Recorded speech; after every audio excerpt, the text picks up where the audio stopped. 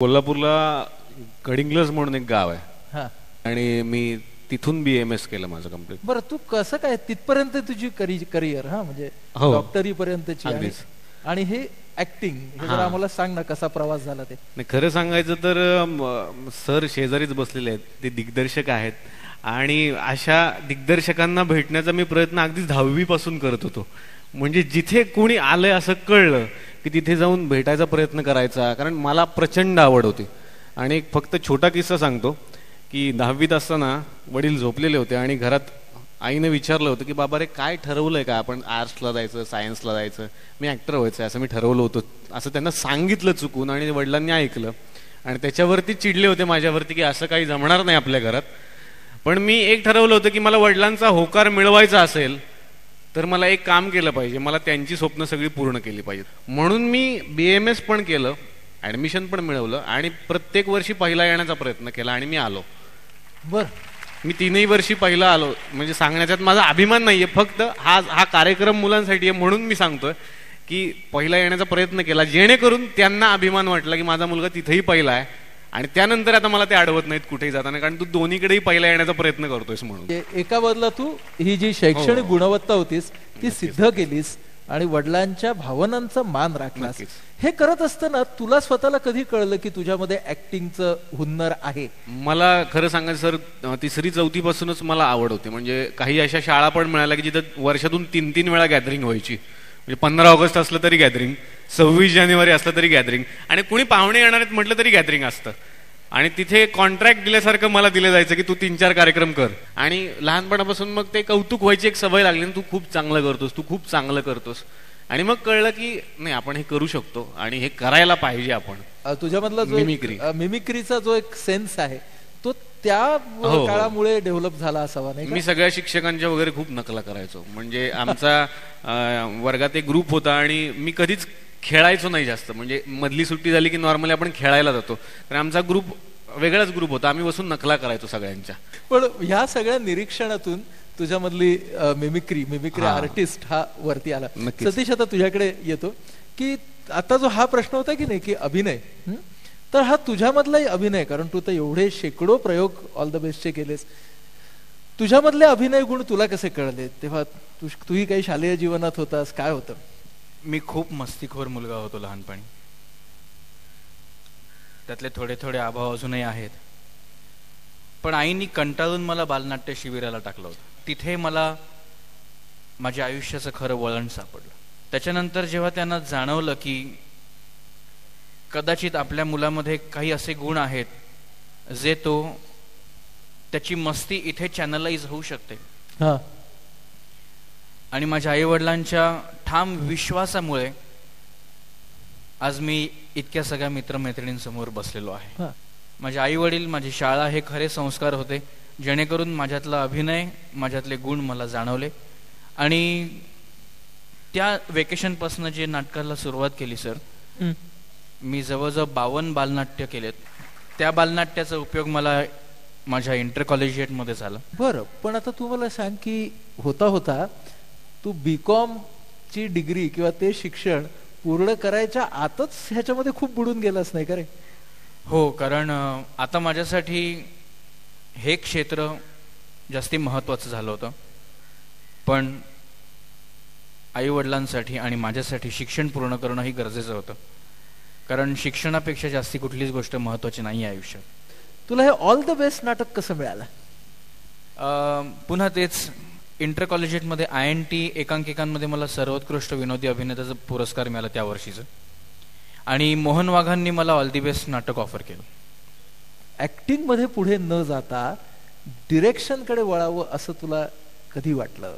एका बँड्राच्या शोला गोविंद निलानींचे असिस्टंट्स नाटक बघायला आले होते आणि त्यांनी मला गोविंद निलानीचा एक राजस्थानमध्ये चित्रपट शूट होत होता, त्यामध्ये एक छोटीशी भूमिका ऑफर केली.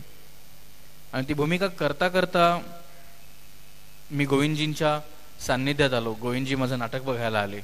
मग गोविंदजींनी एक दिवस मला भेटायला त्यांच्या एडिटिंग रूम मध्ये बोलवलं आणि पुन्हा तेच सहज म्हणून गोविंदजींना एडिटिंग रूम मध्ये भेटायला गेलो असताना मला कळलं की चित्रपटावरचे किंवा कुठल्याही कलाकृतीवरचे खरे संस्कार एडिटिंग रूम मध्ये केले जातात. खरा संस्कार करणारा तो दिग्दर्शक असतो जो कलाकाराला सांगतो हा तुझा भाग आहे. कलाकार तो चोख निभावतो. तिथून कलाकार दुसरी कलाकृती करायला पुढे सरकतो, पण दिग्दर्शक त्याच कलाकृतीवर संस्कार करतो. मग संगीताचे संस्कार करतो, मग स्पेशल इफेक्टचे संस्कार करतो, आणि मग आपल्या समोर ती कलाकृती तयार होते. तर हा प्रोसेस मला इतका इंटरेस्टिंग वाटला. आणि मी गोविंदजींना म्हटलं की सर मला एडिटिंग शिकायचंय, कारण कदाचित मला हे A+B=C समीकरण जमू शकेल. आणि त्यांनी मला राजेश परमार, जे एक national award winner documentary editor होते, त्यांच्याकडे पाठवलं. आणि खरंच सांगतो, तिथून माझा खरा प्रवास सुरू झाला. कारण कुठल्याही दिग्दर्शकाला किंवा एखाद्या माणसाला जो कथा सांगू शकतो ह्या माध्यमात, त्याला एकतरी तांत्रिक बाजू येणं खरंच खूप गरजेचं आहे. आणि माझ्या मते हे अशा भरपूर मोठ्या मोठ्या व्यक्ती, जे काही माझं आज छोटंसं व्यक्तिमत्व आहे ते साकारण्यात खरंच खूप मदत झाली. मोठ्या झाली. फार छान. निलेश, आता तुझ्याकडे तू. आपल्या बोलण्यामध्ये तुझ्या आणि माझ्या असं आलं होतं की ज्या वेळेला तू हे शिक्षण घेत होतास डॉक्टरीचं, त्याच काळामध्ये तू काही शोध सुद्धा करत होतास. आणि डॉक्टर झाल्यावरतीही हे काय शोध होते, हे काय प्रयोग होते? शोज म्हणजे सर झालं कसं की सरांनी सांगितलं की त्यांना एक प्लॅटफॉर्म पाहिजे होता, म्हणून त्यांनी एखाद्या विशिष्ट शाळेत किंवा कॉलेजमध्ये एक ऍडमिशन घेतलं. माझा प्रॉब्लेम असा व्हायचा की मेडिकलमधले मुलं ग्रुप नसतो कधीच एकांकिकेचा किंवा काही. मला खूप हौस होती आणि मला असंही कळलं होतं की एकांकिका करत करत आपण पुढे जाऊ, पण ते शक्यच नव्हतं. मग मी त्यातला एक वेगळा मार्ग शोधून काढला, एक पात्री करायचं. मग दिवसभर कॉलेज करायचं आणि संध्याकाळी कोल्हापूर जिल्ह्यातल्या आसपासच्या गावांमध्ये तो प्रयोग करायचा जाऊन. मला प्रयोग करून बघायचे होते आणि म्हणून मग तो एक पात्री प्रयोग मी करत राहिलो. मग पुढची पायरी कुठली आली? गिरीश आपटे म्हणून एक गडिंग्लजचे मित्र होते माझे, ते सिरियल्स मध्ये वगैरे काम करत. त्यांना कळलं की हा गडिंग्लजचा मुलगा काहीतरी करतो. मग ते मला म्हणायचे की जर कुठे शूटिंग आलं तर मी तुला तिथे घेऊन जाईन, तिथे येत जा मात्र. आणि गिरीश मोहिते म्हणून दिग्दर्शक आहेत, तर ज्यांचा बेस जुने 4.5 आत्ताच येऊन गेला, तर त्यांचं शूटिंग होतं आणि त्यांच्या शूटिंगमध्ये हे काम करत होते. मला ते म्हणाले की तिथे ये, मी ओळख करून देतो. रात्री 12 वाजता आंबोलीच्या त्या हॉटेलमध्ये गेलो. मग त्यांचं आपलं पिक्चरचं डिस्कशन चाललंय, तर ते म्हणाले हा डॉक्टर आहे मुलगा आणि आता इंटर्नशिप करतोय आणि याला अभिनय करायची खूप आवड आहे, तर गिरीजी तुम्ही थोडंसं ऐका. तर आणि तिथे संतोष शिंदे म्हणून एक कॅमेरामन आहेत, जे आमच्या फुबाई फुजे पण कॅमेरामन आहेत, आणि ती त्यांची टीम बसलेली होती, लेखक बसलेले होते. आणि मी 10-15 मिनिटं माझ्यात जे काही गमती जमती साठवलेले होते ते करून दाखवलं तिथे. आणि त्यांना ते आवडलं. ते म्हणाले उद्या काय करतोयस? म्हटलं काय नाही, उद्या शूटिंग आहे, तिथे तरी ये आमचं बघायला. मग दिवसभर तिथे उन्हात मी शूटिंग करत बसलो. संध्याकाळी 5 वाजले. मला त्यांनी सांगितलं तू आता घरी जा निलेश, ते तुला म्हटलेत बोलवून घेईन. मग ठीक आहे, थोडासा हिरमोड झाला, पण मला माहिती होतं लगेच असं बरं मिळेल. मग मी जाता जाता ते संतोष शिंदे म्हणून कॅमेरामन होते, ते म्हणाले तुझा नंबर देऊन जा. नंबर दिला. 1 महिन्यानी संतोष शिंदेंनी फोन केला त्यांना की त्या मुलाला म्हणावं मी हास्य सम्राट करतोय आणि त्याच्यामध्ये तुला एक 10 मिनिटं मी देतो मधली, तू करणार का? मी म्हटलं मी लगेच करेन, पण स्पर्धेत नाहीये मी. नाही म्हटले तू ये. आणि तो हास्य सम्राटला तुझी एंट्री झाली? नाही झाली नाही. मी तेवढंच केलं, पण मी लक्षात राहिलो लोकांच्या की तू हास्य सम्राट एक मध्ये करून गेला होता, तूच ना वगैरे वगैरे. थोडे दिवस गेले. मी इंटर्नशिप व्यवस्थित कंप्लीट केली आणि MGMच्या वाशीला MGM आहे, तिथे मी ICU ला मी डॉक्टर म्हणून काम करायला लागलो. त्यांना ते माझं काम आवडलं आणि त्या मेन ज्या तिथल्या होत्या मॅडम, त्या म्हणाले की तू 1.5 महिने तुमचं काम आम्ही बघितलं आणि तुम्हाला आम्ही लेटर देतो, तुम्ही इकडे आता परमनंट म्हणून आमच्याकडे काम करा, तुमचं जो काही आहे तो आम्ही पगार देऊ. त्या दिवसानंतर 6 महिन्यांनी गिरीश मोहितेंचा पुन्हा फोन आला मला, एक सिरियल करतोय ETV ला, नाण्याच्या गावाला जाऊया, त्यात एक छोटा रोल आहे, करणार का? हातात यांचं लेटर आहे. त्याच दिवशी अगदी त्यांनी तिकडे बोलवलं. मी म्हटलं हॉस्पिटलशी बोलून बघूया. मॅनेजमेंटशी बोललो. ते म्हणाले की किती दिवस लागतील? म्हटलं 7 दिवस वगैरे. ते म्हणतात महिन्याचे येशील का? नाही, तुला 1च दिवस मिळेल महिन्यातून. काय करावं हेच समजेना. संध्याकाळी निर्णय घेतला, वडिलांशी बोललो असं असं आहे. वडील म्हणे तूच ठरव काय करायचं ते. एकच विचार केला, डिग्री हातात आहे, हे गेलं तर शेजारचं हॉस्पिटल उद्या मिळेल, पण हे गेलं तर मिळेल की नाही सांगता येत नाही. संध्याकाळी सांगितलं मॅडमला की मी जरा 2 दिवसाच्या सुट्टीवर जातोय. त्या नाही म्हणत होत्या, तरी मी खोटं सांगितलं मी आजारी आहे, मला जाणं गरजेचं आहे घरी. आणि मी तिथून कर्जतला गेलो, तिथे शूटिंग सुरू केलं ते. आणि ती मग पहिली सिरियल मिळाली. आणि मला हॉस्पिटलमधून फोन आला, तुम्ही काय 2 दिवस आला नाहीत हॉस्पिटलला वगैरे. म्हटलं असं असं आहे आणि मी कंटिन्यू नाही करत आहे पुढे. त्यांनाही विशेष वाटलं, दिलेली ऑफर यानं सोडून दिली. आणि दुर्दैवानं ती सिरियल बंद झाली. अगदी एक 10 एपिसोड्स झाले त्याचे आणि ती बंद झाली. पुन्हा टेन्शन आलं होतं. पण त्याच वेळेला महाराष्ट्राच्या सुपरस्टारची ऍड येत होती टीव्हीवरती आणि माझी आई मला म्हणाली की हे तू कर, जाऊन दे ती ऑडिशन. आणि मग मी ती ऑडिशन दिली आणि हळूहळू पुढे गेलो. पण यशाची माळ तुझ्या गळ्यात पडली म्हणजे हो हो हो. त्यावेळेला कसं वाटलं? म्हणजे तोपर्यंत बऱ्यापैकी स्ट्रगल आहे रे हा सगळा. खूप होता आणि अगदी शेवटचा दिवस पण चालू होता तेव्हाही पण मला आत्ता जसा आहे तेव्हा पण होतो, त्याच्या आधीही तसाच होतो. कारण मला बऱ्यापैकी वाटलं होतं की आता मी होईल, बऱ्यापैकी असं एक जाणवणं असतं ते. त्या शेवटच्या क्षणाला वाटलं होतं की आता मी होईल. पण मला माहिती होतं मी नाही झालो तरी मी असंच राहणार आहे, झालो तरी असंच. कारण ऍटलिस्ट मला एक झालं होतं की माझ्यातल्या 4 गोष्टी चॅनलला कळल्यात, आलेल्या 4 लोकांना कळल्या की निलेश बरा बोलू शकतो किंवा बरा ऍक्टिंग करतो, तर एखादं काम तरी मला यातून नक्की मिळेल. कारण आम्ही एक व्याख्या केली होती महाराष्ट्राच्या सुपरस्टारची, चांगला सुपरस्टार कोण होईल? जो जिंकला तो नाही, ज्याला जास्तीत जास्त कामं मिळतील हे संपल्यावरती, ज्याच्या 30 दिवसांपैकी जास्तीत जास्त दिवस कुठेतरी यूज होत असतील, तो सुपरस्टार होणार. भले मी होईल की नाही सांगता येत नाही. मला वाटतं खूप महत्वाची आणि युटिलिटी ओरिएंटेड अशी व्याख्या होती, पण at the same time development oriented पण व्याख्या ही तुम्ही केलीत आणि मला वाटतं ती तू आज सांगितलंस ते फार छान वाटलं मला. सतीश तुझ्याकडे येतो आता. त्याचा एक टप्पा झाला, तुझ्या दिग्दर्शनाच्या टप्प्याकडे आपण आलो. ही जी मालिका मगाशी तू त्याचा थोडासा धागा पटकथेचा सांगत होतास, ती कशी रचली जाते, तर असंभव सारखी मालिका किंवा अग्निहोत्र सारखी मालिका, ह्यांचं सूत्र तुला कुठं सापडलं? There is no formula for success. तुम्ही जर ठरवलं की ही गोष्ट मला यशस्वी करायची आहे तर ती यशस्वी होईलच असं काही नाही. ती जेव्हा लोकांना आवडते तेव्हाच ती सक्सेसफुल होते. ऊन पाऊस ही मालिका मी घोस्ट डिरेक्ट करत होतो, कारण अस्मिता चित्राच्या बॅनरखाली संजय सुरकरांचं नाव जायचं, पण त्याचे सगळे भाग मी डिरेक्ट केले. चॅनलला कुठेतरी कळलं हा मुलगा कष्ट करतो, ह्या मुलाला काही गोष्टी येतात, पुन्हा तेच. आणि त्यांनी मला पहिले 2 भाग झाल्यानंतर असंभवचे बोलवून घेतलं की उद्यापासून तुला ही मालिका करायची. म्हटलं अरे पण दिग्दर्शक आहे ना? हो, पण आम्ही तो बदलतोय दिग्दर्शक. आणि ती अचानक अंधश्रद्धेकडे वळायला लागली मालिका आणि 50 भाग नाहीतर मग बंद करायची. म्हटलं अरे वा, म्हणजे दुसऱ्या भागाला तुम्ही मला घेणार आणि 50 भाग नाही चालले तर तुम्ही मला काढून सांगणार की सतीशने केली डिरेक्ट सिरियल बंद पडली. असं नाही, तुझ्यावर विश्वास आहे म्हणूनच तुला बोलवलंय. आणि 35व्या भागाला 200 भागांचं एक्सटेन्शन मिळालं आम्हाला. 200 भाग झाले त्याचे, म्हणजे 50व्या भागापर्यंत चॅनल थांबलंच नाही. ज्या विश्वासाने चॅनलनी मला बोलवलं होतं तो विश्वास मी त्यांना खरा करून दाखवला.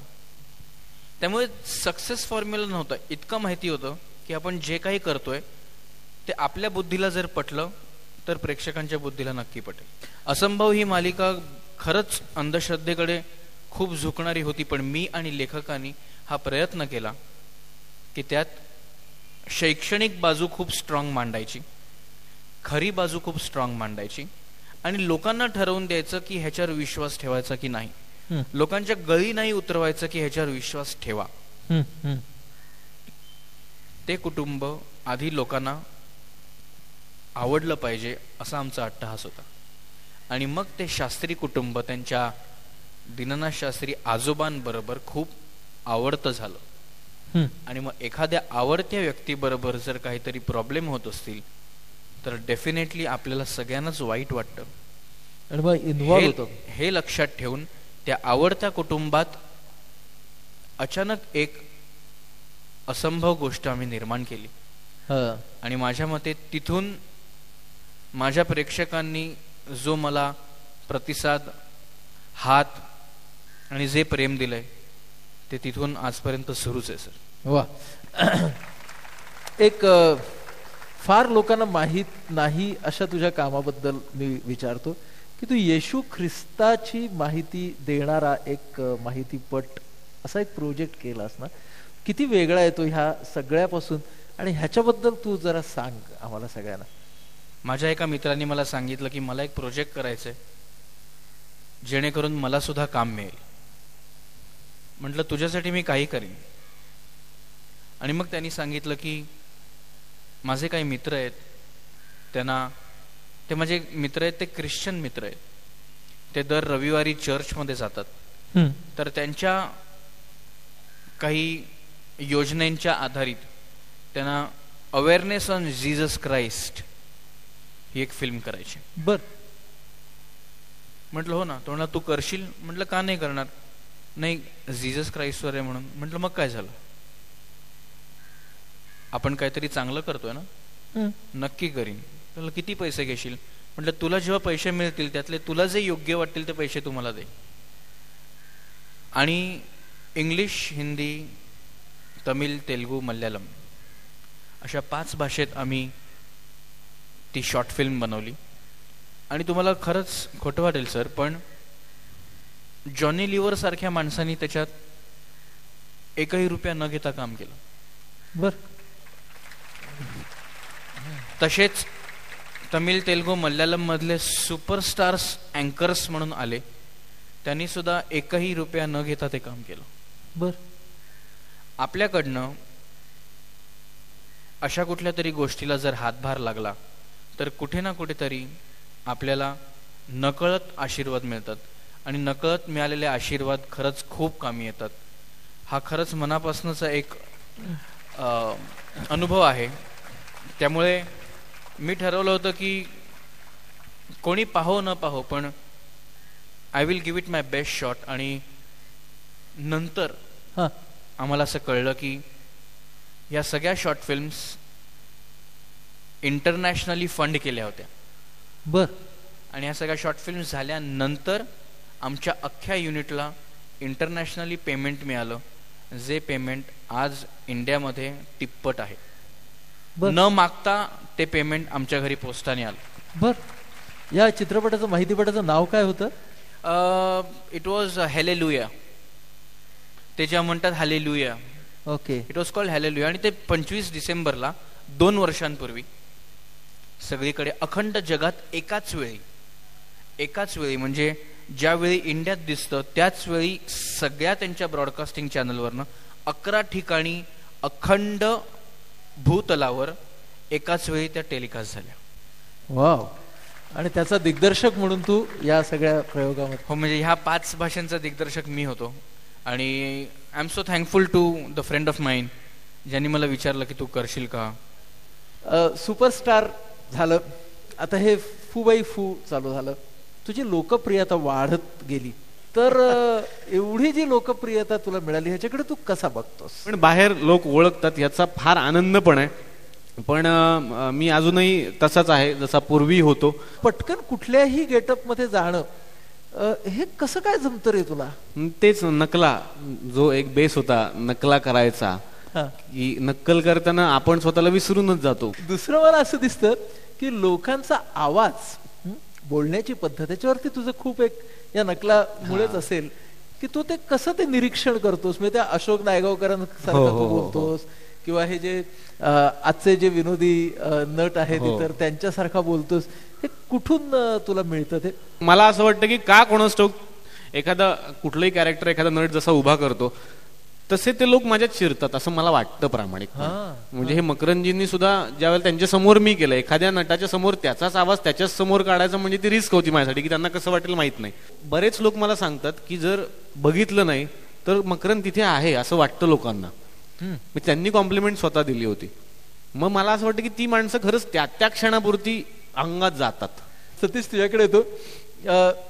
खूप पुरस्कार, मगाशी सांगितलं मृगजळ पासून ते आतापर्यंत लोकप्रियता, तरी सुद्धा तुला असं वाटत राहतं का की आपला संघर्ष, आपला स्ट्रगल हा चालूच राहणार आहे? सर, आत्ता कुठे सुरुवात होतीये, अजून खूप काही करायचंय. जे मिळालं ते हार्डवर्कमुळे मिळालंय. बरोबर. जी बक्षिसं मिळाली आहेत ती दिग्गजांनी दिलेल्या पावत्या आहेत की तू चांगलं काम करतोयस, असं चालू ठेव. इथेच जर असं वाटायला लागलं की अरे खूप मिळवलंय, तर मग हे मिळवायच्या आधीचा जो स्ट्रगल केला तो सगळाच पाण्यात जाईल. I think very good. They dream, they dare and they fly.